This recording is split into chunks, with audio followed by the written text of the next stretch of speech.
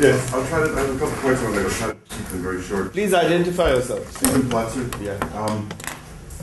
First point, talking about historical memory, today being May 4th, I think today's also the 37th anniversary of Penn State, is that right? Since we're bringing that stuff up. Right. I want to talk about the Japanese paper. I had a lot of problems with it. The paper was presented in terms of context, and since that, I don't know if the written paper, at least the presentation today, so I'll just talk about what I heard today. And the context was framed in terms of the struggle between left and right at different moments in Japanese post-war history. I think the real context has to be between the pre-war period and the post-war period, and that it's not simply between different political groups, but it's between the state and society. But if you go and you look at the pre-war period, the principle of education in the pre-war state was that there was a distinction made between what was called scholarship, which was referred to as what those of us in the universities do, and education. And education exists for the sake of the state. There are two standards of truth. In the universities, it's between right and wrong, or between, if you will, truth and falsehood. Whereas in education, the standard is between what's good and bad for the state. And that was the standard upon which pre-war education was based. After the war, the American attempt to reform education, to democratize, was to eliminate that power, to take that power away from the state and vest that power in the hands of the people, where people at the local levels would choose their own textbooks. There would be no government control, no government censorship whatsoever. When you start your story in the 1950s, by that point the government had already, with the help of the politicians, but not simply by the politicians themselves, the Ministry of Education was in the process of regaining its power to reinstitute that distinction between scholarship and education. And that's what I think the struggle has really been about. In other words, that the state has a particular vision, and its vision is what it calls its mission in the world, its world historical mission. And it's very interesting, you're talking about that certain right-wing historians were brought back in to act as censors. Well, there were a particular group of philosophers at Kyoto University who were purged after the war because of their active involvement in a wartime ideology about Japan's world historical mission to lead the East Asian world beyond modernity, beyond the West. These particular individuals were brought back and inserted at the very center of the educational system. One of them became the chief textbook censor. He himself, with nobody else's permission, he had the right to control every textbook which was allowed in Japan. And he was doing it on the basis of this pre-war vision and this wartime notion of Japan's world historical mission.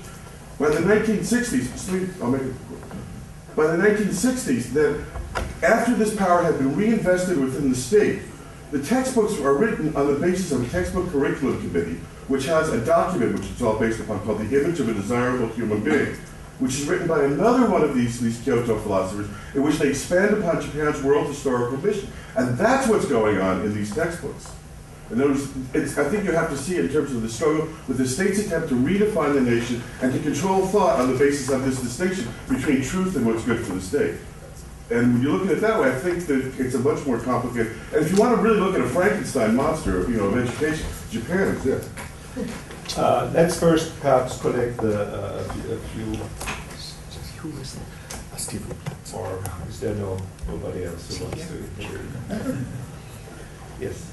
I actually have a point, but I would actually like, since it's so different, I don't want to interview because it's not, so it doesn't belong. Well, no, let's collect, and our panelists can then summarize. Okay, I wanted to get to the last point about international standards and the way in which universalism and particularism actually developed from this kind of or as it is being viewed through the textbook controversies.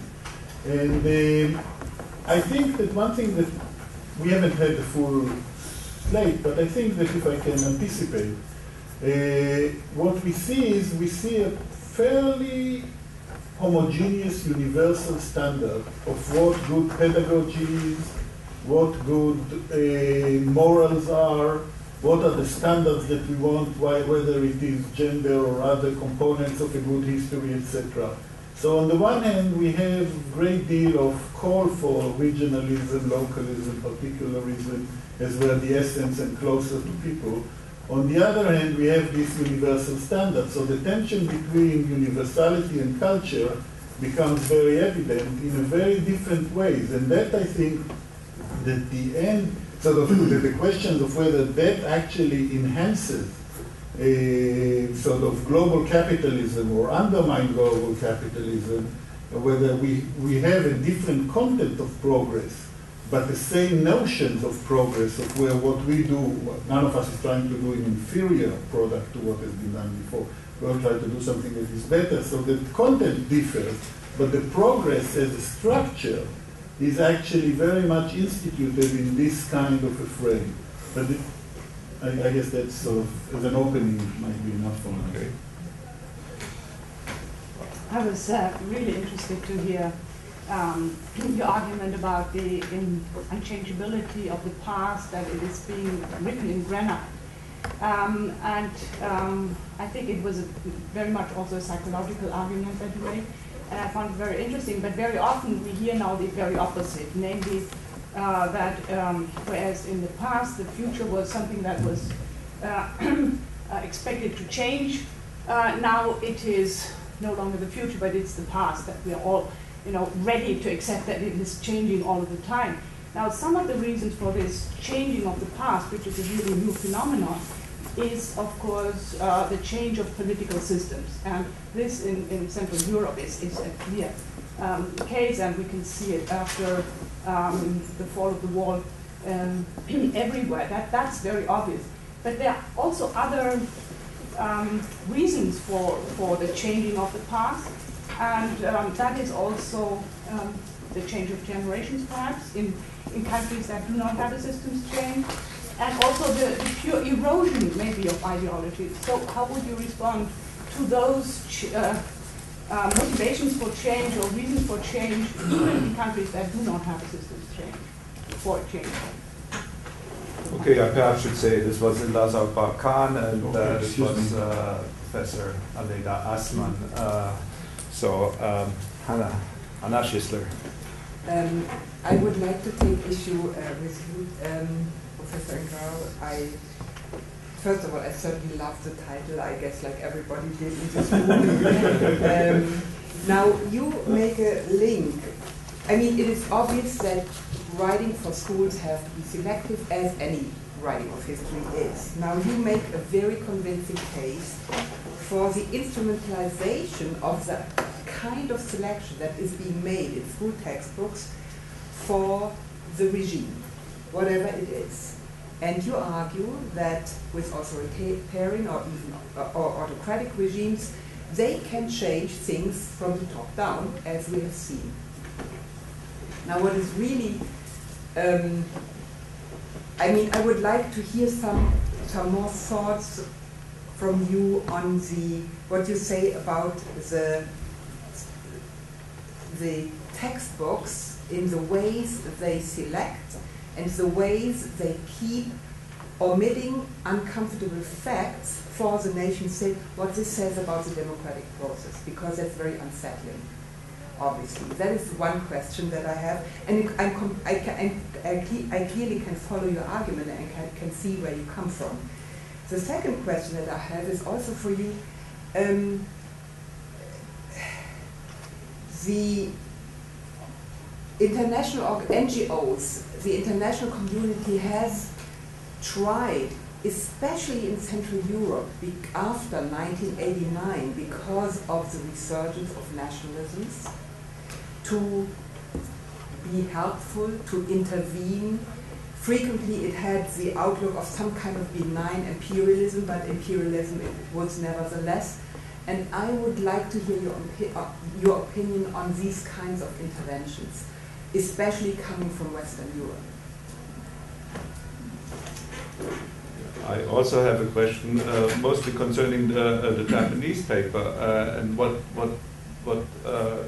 I find just simply difficult to understand, given the similar but quite different German history, is the extraordinary investment in the nation. And why the extraordinary investment in the nation is resolved the way it is in a It's essentially a repetition and re-articulation of a national imperial narrative. Now, I wouldn't say that the German narrative is so fundamentally different. It's very underhandedly national as well. But clearly, what the German narrative and what the German textbooks show is that you can go in many ways to achieve, as it were, not the same, but similar ends. And that difference of a repetition of the past, as it were, as opposed to a reinvention of the past in the process of distancing in this case. I mean, you put, in the German case, you put your entire purchase into the distancing from that past in order only to get at other pasts, like Heinemann democratic past, etc., which there is a good Japanese tradition as well, right? So I never quite understood what the logic of it is, and this logic, in a way, is important for all the kind of nationalizing, for all the kinds of nationalizing cases, because they must not necessarily go the way we heard they go in a number of Eastern and Western European nations. Of course, here the case of France would have been quite important to remind us of grand nationalizing histories. Second problem is, I find it difficult, this is a question really concerning Neeladri, to compare kind of the national histories of Japan with the national histories of India and, say, China. Because we just deal with such different entities. I mean, you deal with relatively small countries. Not necessarily homogeneous countries, not by any by a long shot, but certainly not the kind of deeply multi-ethnic imperial countries, if you wish, that you deal in the Indian case and the Chinese case and other cases.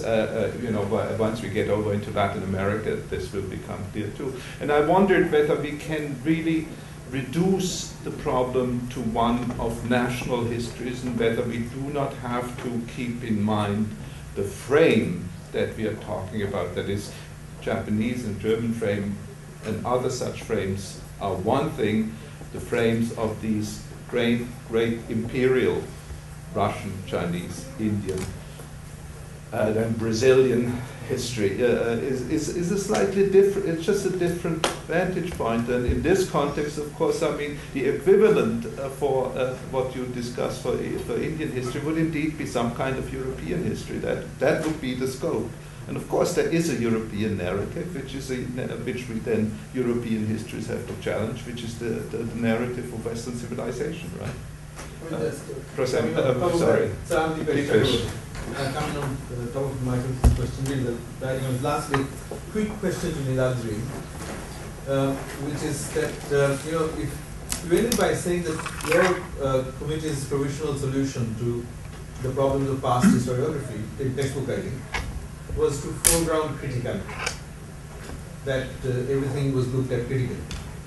And my question is, how do you ensure then that these books also allow the children who read the books, or young people who read the books, to look at criticality itself critically, so that criticality does not become another hardened prejudice, which sort of then it kind of stands in for some kind of absolute truth, that social constructionism is the only truth against the fact that, against the point that everything else is constructed but not social constructionism.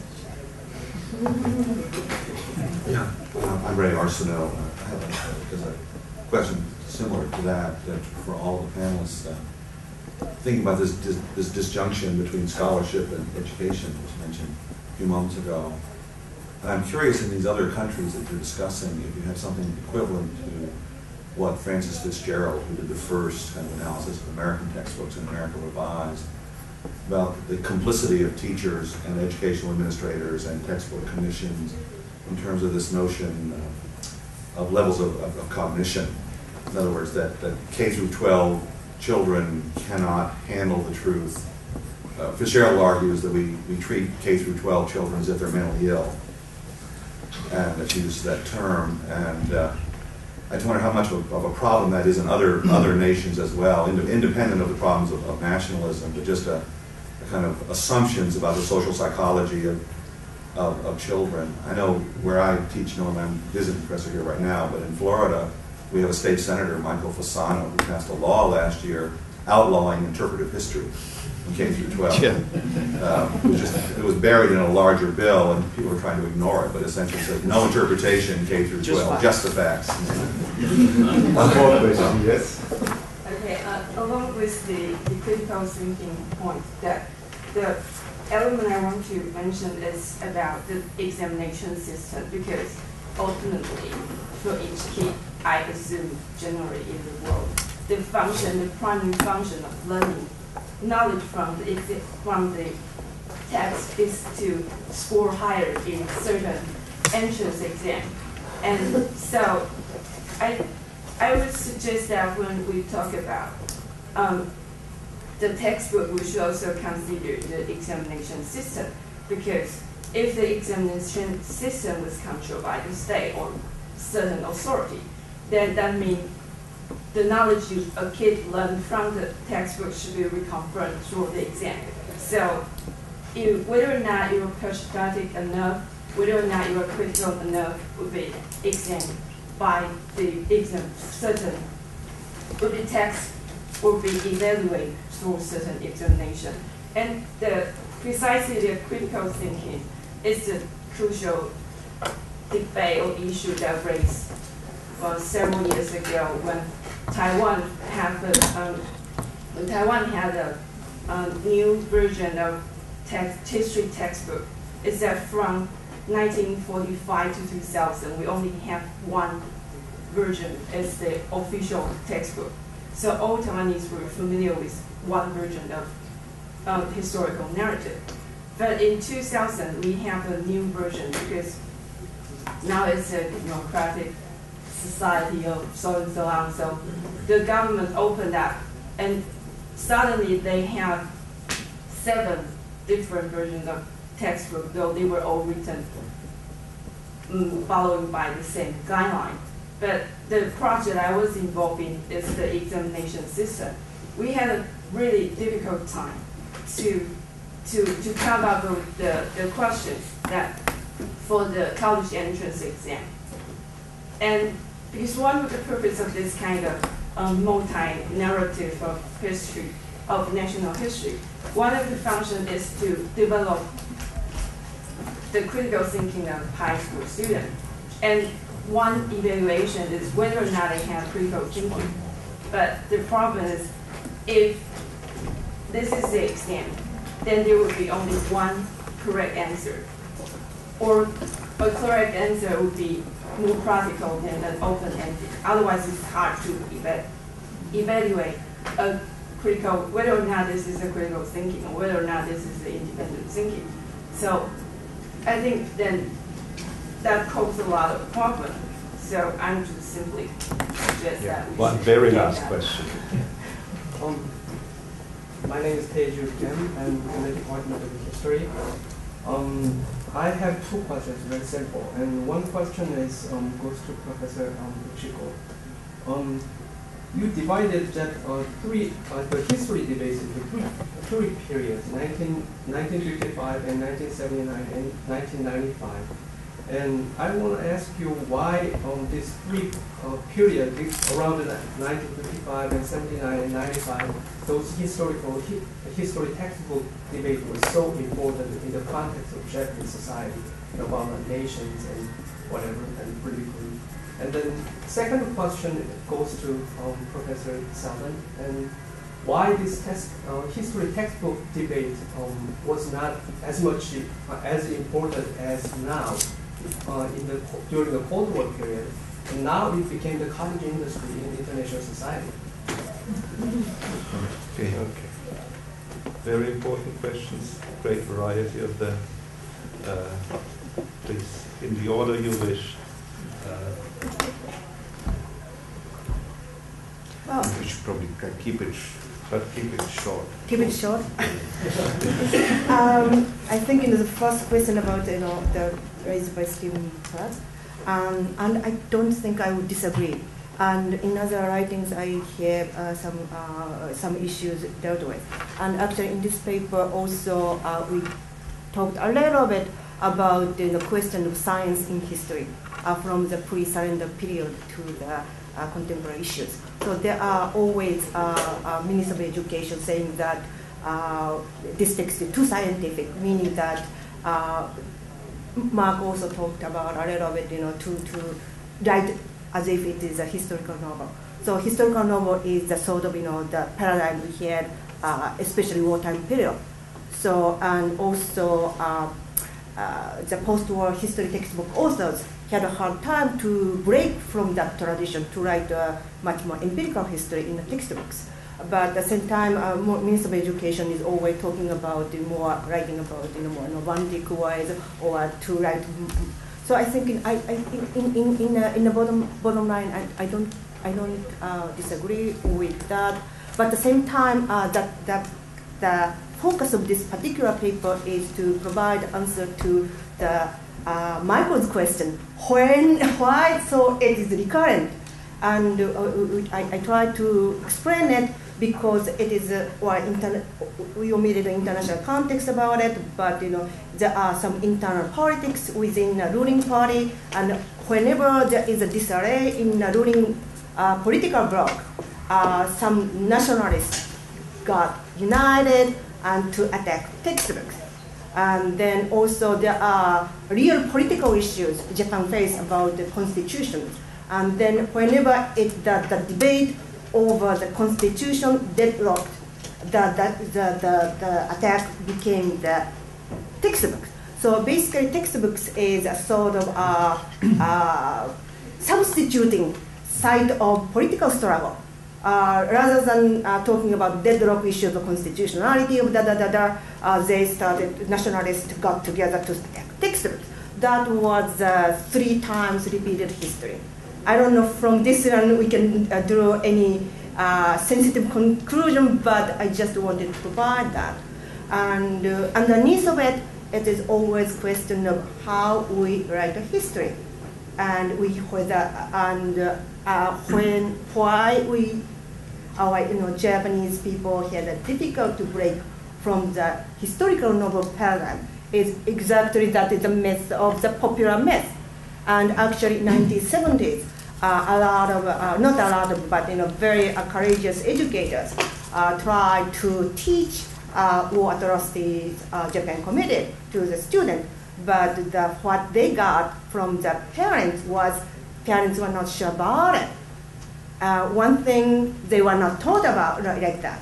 Secondly, basically there are grassroots populism and nationalism, which really argue. It's not an argument, but it's a sentiment or feeling against the teaching about the cosmopolitan version of Japanese history. So that's I know. So in that sense, I don't disagree. Okay, this. Yes. Any?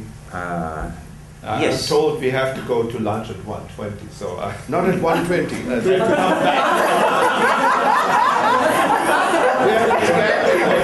Okay, so I'm allowed 3 minutes. Quite far.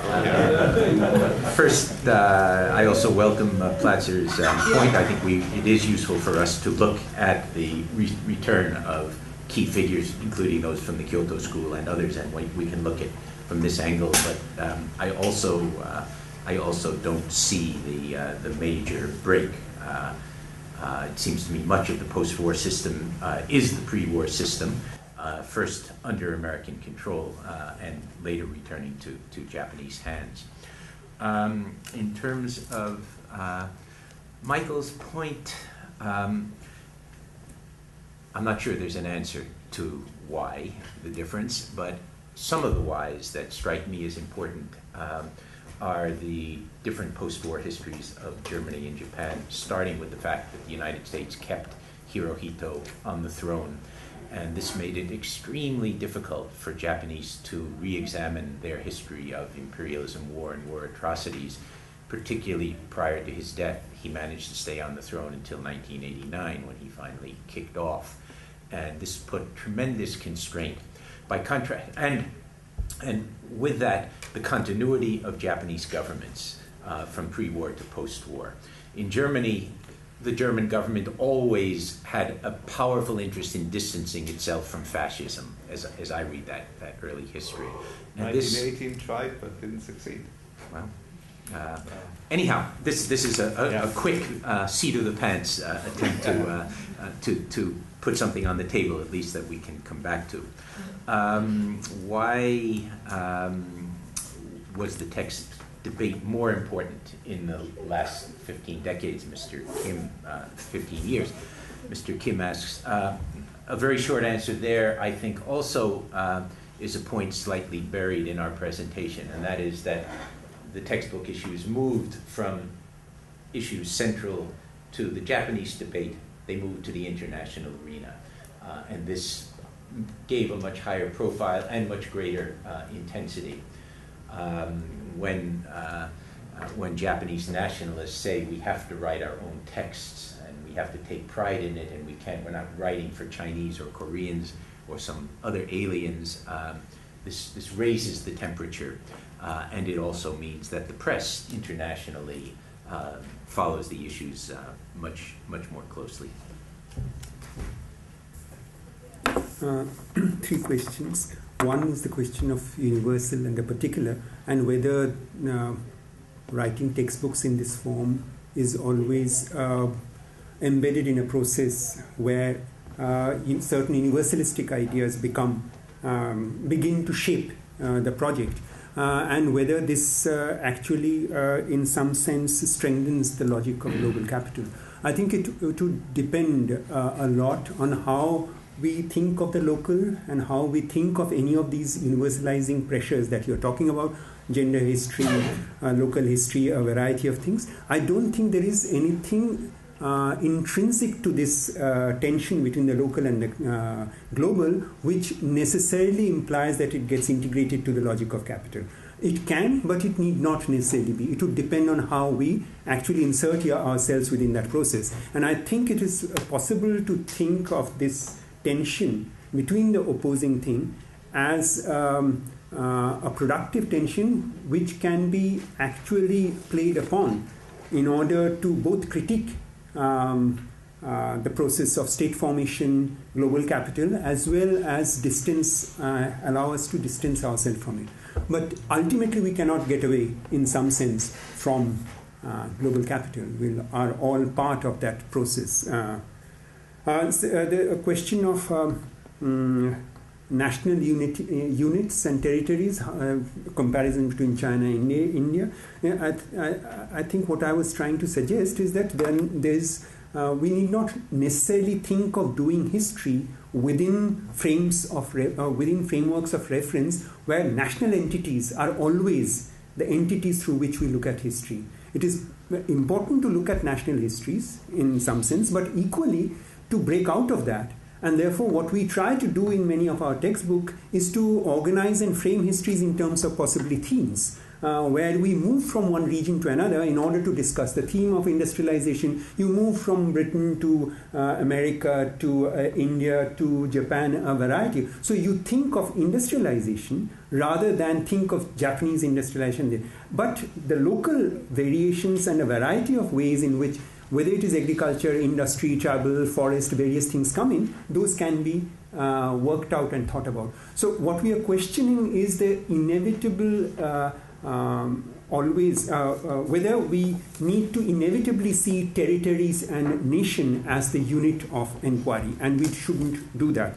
Finally, the point about criticality. Of course, if we fetishize criticality, it can become a problem. But I think unpacking things and allowing a child to question the world within which they live is something which can help them define their relationship to the world in interesting ways. But criticality is not a theme which we explicitly articulate in the text. It's a way of how you bring in different narratives and juxtapose in order to produce a truth. It is not so open-ended. There is a particular way in that juxtaposition happens. I'll stop. Yes, I think I see 4 questions here I'll try to answer, beginning with Prasenjit's question about when do the conservatives get mobilized to put a brake on changing interpretations of history. I think two things. One, when they're feeling threatened, and I think certainly in the context of the United States, I think we could talk about the way in which the great conservative reaction of the last generation was inspired by the perception of a threat over a period of the last half century. And also when people are grieving. In the region in Central Europe, people, it's hard for them to empathize and to be receptive to change that's self-critical when they still themselves feel like they're victims. And so I think the process of grief is one of the things that makes it more difficult in some areas. My own experience is that the greatest victims, in the case of Yugoslavia, the Albanians and the Bosnians, are the most difficult to convince that they have these contentious narratives. Changes I'd like to speak with you maybe in between meetings, maybe over lunch, about examples of change, because building on this earlier point, my sense is that if systems are still in place and there is change, that it comes from a greater sense of security. I look at the Poles' recognition of the expulsion of 45 or something as maybe an indication of the degree to which Poles feel more and more secure about their own identity and existence. But I'd like to talk about that. One thing is maybe we've cast our nets in different parts of the ocean here. I'm catching fish that talk about resistance to change, but there are also fish out there that are showing, and so we don't want to be blanket by saying there is no change or there is a lot of change. The way in which the ministries in most of the Yugoslav successor states, certainly, they have competitions and then they authorize some books for adoption. The problem is like in Serbia, for example, the Ministry of Science is controlled by the DSS, which is a non-fascist, extreme nationalistic party, very nationalistic party. And so it's very difficult if you're getting into those kinds of books that counter that. You have to get through that filter. One of the problems in Serbia that talks about this control, it's a very centralized, very much a French model of government that Serbia has had since the 19th century, is in the region of Vojvodina, which is the northern part, which is very multi-ethnic and has a tremendous tradition of multi-ethnic tolerance and sees itself as Western as Croats do in Croatia. Nonetheless, the ministry in Belgrade dictates that basically the only faculty hired at the university are going to be nationalists, and the department is not going to study things like multi-ethnicity. And the Vojvodina provincial government is constantly locked. They can't get the money to change with that. So, something I overlooked in my talk is that when Milosevic comes to power, he comes to power on a surge of popular demand, popular feeling, and he's able to overthrow this sort of communist era unity and brotherhood very effortlessly. Finally, about the ministries, local control is a prescription of course, having further accountability to democratic forces, to forces at the local level. I know in school districts they want local control so they can make sure that their curriculum, their textbooks are adopted. It reminds me in American history of the way in which the southern states had book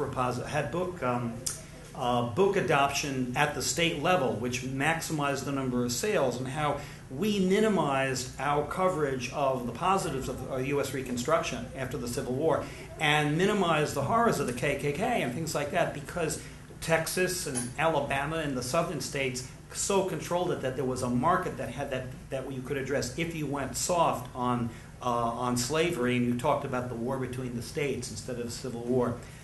Finally, on interventions, what I find in the region is that there is a small number of liberals who are very positively inclined towards what the international community is trying to do because we are their allies, but that there is resentment by the majority of people about this Western intervention. In the project that I run called the Scholars Initiative, what we have tried to do is short-circuit that by getting native scholars to take the lead in writing their own history in collaboration with scholars from other parts of the region who were formerly enemies.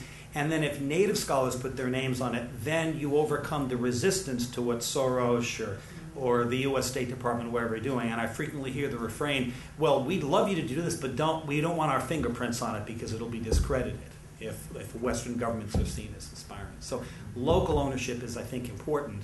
And it's there they have to have the courage to step forward.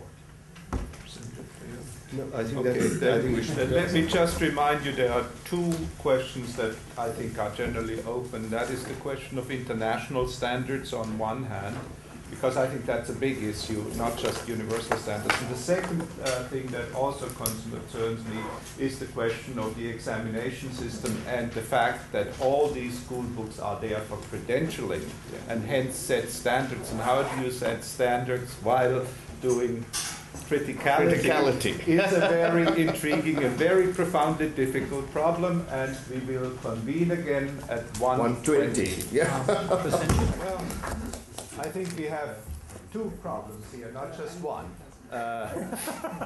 First, this afternoon session overthrew everything that we said this morning. Effectively, we went one direction this morning, and now that we move to the supra-regional, integrational history as the new challenge, America as a global power, Mexico and the United States as a common space of communication, as maybe, as a common space, Europe as an integrated space, and in the background I had in my mind the thing you didn't talk about, South Asia as a common space, which is of course a little more than India. Not much more, but that kind of that is a genuinely flustering proposition. It's obviously, well, add to Is this, everything thrown off? Why is everything thrown off from the morning?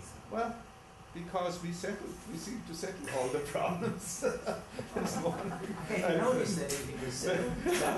we open up everything. But this said, the second problem is in opening up a bit. Okay.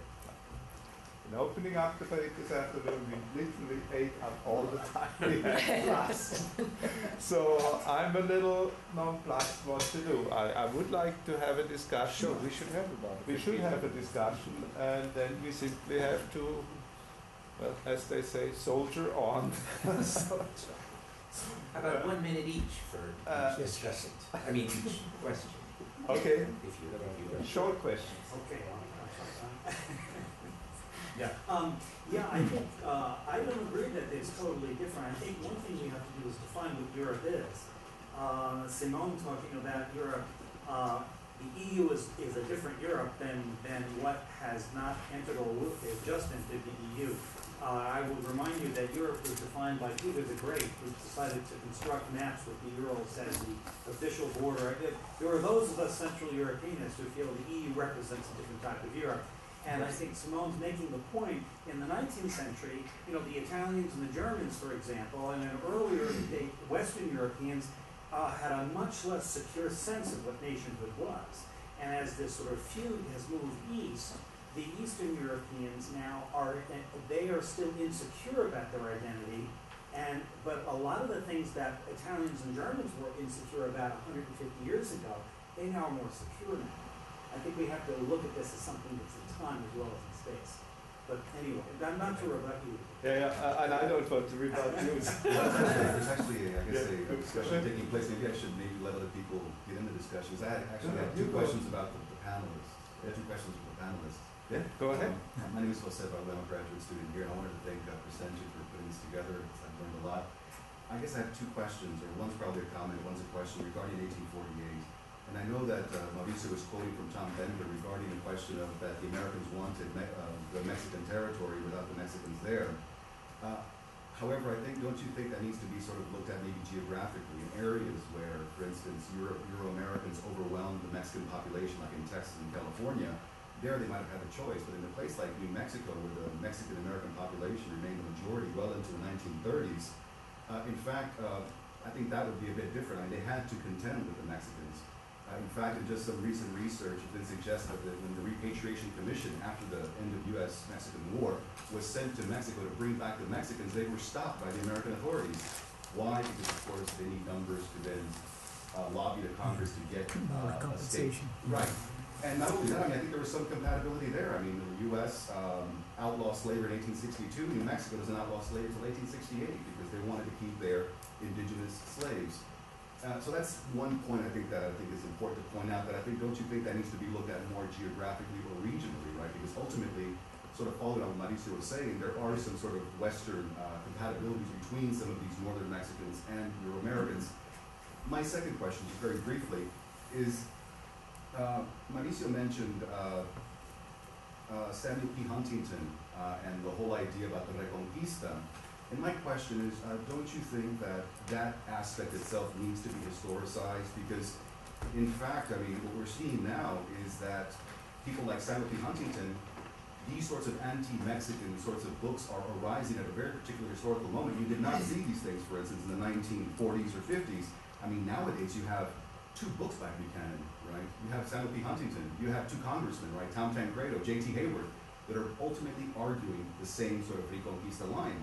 And by the same token, the Mexican intelligentsia, right, is only recently taken an interest in those Mexicans abroad. I mean, in fact, I mean, the earliest book that they actually wrote about migration was in 1929, and then there wasn't any more published up until the 1960s with the rise of the Chicano movement. So don't you think that the whole idea of the Reconquista itself needs to be historicized, and to see, for instance, the rise of somebody like Huntington at a particular historical juncture, which is a response to this incredible increased influx of Mexican immigrants that has only taken place since the 1980s? Well, your first question, I think it's a very good point. I think the space does make some difference. In Texas and New Mexico were very different places. And I guess I should take a closer look at all that. I was mostly relying on a lot of the rhetoric of the time. And the rhetoric of the time is powerfully anti-Catholic as much as it is an issue of skin color. I mean, neither one quality were much wanted.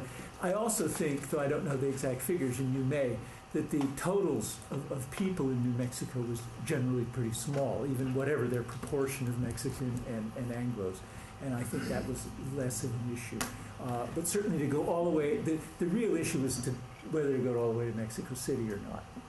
And that's where they pull back. And that would have been the heart of Mexico. The other question, I believe, is for you. No, totally agree. The only problem, the only thing I would say what you say, we shouldn't be emphasizing that Mexicans come in the 1980s. When we emphasize just because of the input of Mexicans, because the 1980s, Mexicans have been here, Mexicans were here, Mexicans have been here, always here. If we keep talking about the 1980s, like the new debate and everything, always, if you go to the 1880s, I have found quotes against Mexicans and quotes in favor of Mexicans, depending on the economic, political circumstances. If you go to the 1860s, the 1870s, in the wars, Manuel Gonzalez tried to bring Mexican back, and the Americans don't want it back because they need the labor force. If you go to the 1920s, you say that Mexicans didn't worry about it. I have a student of mine going, and I asked him to go to the main list of Mexican intellectuals from the 1880s and 1920s. No single one did not mention that Mexicans were leaving. Like good arbitristas of the 17th century in Spain, they were worried that Mexico was not rich because people were leaving. So I agree totally with you, we can history forever, but not starting that the Mexican problem is NAFTA and 1980s, because then we defeat ourselves in the food. Well, just a quick follow-up, if I may. Just a quick follow-up. I mean, I wasn't arguing that the migration was new. I mean, in fact, we know that Mexican migration to the U.S. begins immediately after the gold rush of California in 1849. You have this influx. What I was saying, right, or suggesting, was that this recent wave, the newest, right, not new, but just the newest wave in the 1980s, has provided the structural conditions for the emergence of people like Huntington, Pat Buchanan, and the likes. I mean, I think a much more position would be, right, not about the Reconquista, but in fact that territory, the territories, was not Mexico's to sell to begin with. It was in fact Comanche land, or Apache land, or Pueblo land, or Kiowa land. It wasn't even Mexico's to sell with. They had never been able to sell with. I think that would be a much more radical position, don't you agree? Yes, but I'm not, remember what I say about the importance of oblivion. If we keep talking about the origins, and you know, what are the original, nothing will be solved. Could I say something about Buchanan and the intellectuals? That's the other part of my work, the intellectuals, okay? I think actually that a lot of the emergence of a Samuel Huntington and a Buchanan has to do with, well, maybe I'll back up. there's a great correlation in American history of rises of nativism with senses, loss of confidence. And there was a tremendous loss of national confidence in the 1970s with the oil crisis that everybody thought now Toyotas have overcome, but they thought they were going to overcome. Then the death of Vincent Chin in Chicago because it was Chinese attacked and killed thinking he was Japanese. It would have been okay if he was Japanese in Detroit. Yeah. So there was this sense that we were losing it somehow. The other thing that I think motivated a lot of this was part of the Chicano movement and bilingualism and things like this. This silly thing, I think. I mean, as even Arthur Schlegelmeier said, who wrote against multiculturalism, he says the idea that people who come to America aren't going to learn English. He says the whole world is learning English. Why would the people who are coming here be the only ones who don't? But anyway, there were a lot of internal things, I think, that were probably more important than the quantitative numbers, although the numbers increasing were certainly an issue. Very quickly, I've got about a dozen huge questions that I'm trying to process from Mauricio's presentation, but here are a few of them to maybe put on the table. If the past and the future is a past and a future common history, isn't this NAFTA? Second, not that I don't like the concept, I think it's very exciting to try to think this through. Does it mean the same thing for Americans and Mexicans? It's clear to me that the past and the future of the Mexican historical experience is a common history of the United States. It's not clear to me what that means for the United States. In other words, we're talking about a superpower and a neighboring power. So what are the implications of your thesis for how we think about American history as opposed to how we think about Mexican history? And the final one I'm fascinated by, but I guess I still don't quite get the power of your claim that race is the core of the paradox. Why race? What is the racial difference that racial stereotype? Yes, but of course we Americans are this polyglot mix of races getting more mixed up all the time. What does it mean? What is actually the claim about race as the same? Wonderful stuff, I must Prasenjit Duara. Maybe you should answer that. Well, first, it's a very different question. The question of NAFTA. No, NAFTA is precisely what I it's the consolidation of the belief in the existence of two civilizations that nevertheless can exchange merchandise. That's the premise. During the NAFTA negotiations, in the Mexican side, which I was involved, because they wanted somebody who knew something history, how to sell this. I have a good historical facade, so they invited Canadians and Mexicans to say something. Was specifically said, no mention of free circulation of bodies of citizens, because then we don't get NAFTA. We don't get NAFTA pass. That's what I say. The European case is an interesting, not because it's wonderful, not because it's everything. It's our epochal example of an exercise in which you can sit Germans, Spaniards, and French in the table and make all the mistakes you want, but at least they are accepting that we also include bodies in the table, citizens. We also accept a common citizenship, which has never been even remotely mentioned in the Mexican-American case. We can talk about immigration reform, legalizing, whatever. A common citizenship, no way. Not now. I'm talking about 50 years from now. We have this, we have that, we have that. You know, who is the main promoter of Turkey's incorporation to the European Union? The United States. But his own private Turkey doesn't even mention it. So NAFTA is completely not the case. It's not even the symbol that Mexico integrated. It just did legalize what it was already there. I mean, NAFTA is no.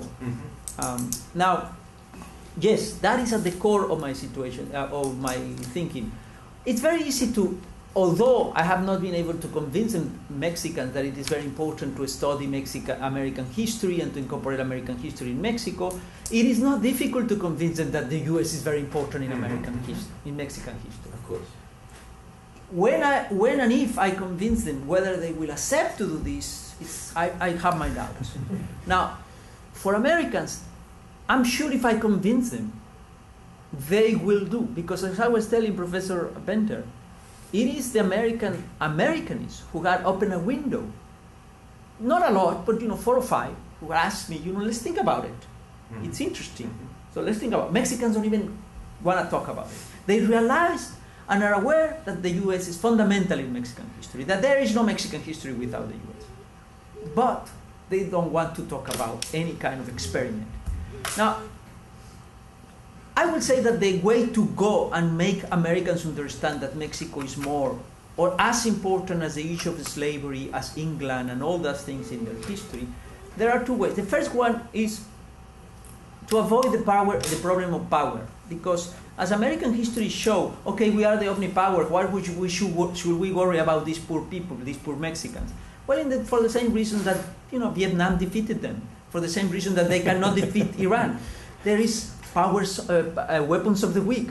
We are too many.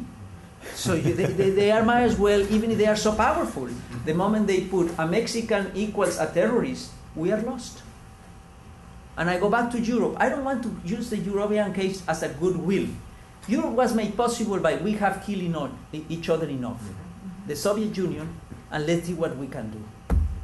Okay? Well, before we get to that point, can we sit in the table and say to Americans, yes, you are all very powerful, nobody, of course, it's much more important Jamestown than those Mexicans over there. I mean, Washington, of course, don't even mention, no, Mexico is nothing in your history. But if you don't see us, it could become a real problem. So, if the power issue could be solved by saying, yes, we're weak. It's not the same power. There is an imbalance. But we are lost and you are lost. You win, we win. Now, the intellectual is more exciting for me. That is how to prove to them that it's not for 1848 the interesting thing about Mexico. Is that in American intellectual, political, and economic history throughout the 19th century, and especially in the 20th century, we are linked. That is easy to accept to Mexicans, but it's very easy to define yourself from the War of 1812. Only until very recently, the very important Mexican-American War is becoming important in national history of the United States. The importance it had in creating the generation of generals, the nationalistic ideology that created this nation after during Reconstruction. You just have to convince the students that Mexico, it sounds awful, but it's as England. You have to have it present as, That's what I mentioned Hollinger. For him, who is very smart and I respect him a lot, it's very easy to say England, or it's very easy to say Europe, or even it's very easy to say with all the feeling of guilt, slavery. But not Mexico. Mexico is secondary. They are always here. Finally, race. Race is it's not that I think it's a reason, and I accept that. It's just that I think it's a very important. It's the way it has been seen. I think that at the root of our civilizational barrier, if you think that these are 2 Christian peoples, have been Spain and France. Yes, there are Native Americans, they are indigenous people in Mexico, but this is exactly the same history. This is exactly the same kind of people. And nevertheless, as Professor Bender shows and many others who have used this as an example, the Americans were in Mexico City. The American flag was in the National Palace. You took the best, why don't take the rest? There are a lot of brown people. You can discuss as much as you want about New Mexico, but 5 million, 10 million Mexicans, brown people, what are you going to do with it? Now, we don't think that way now, but think of the very issue of Latinos. The very issue, the way we talk about Latinos, race, Mexicans, it's always racially marked, for good or bad. We believe on that. We just believe on that. I think we should move to the next session. I can bring up. Thank you. Okay.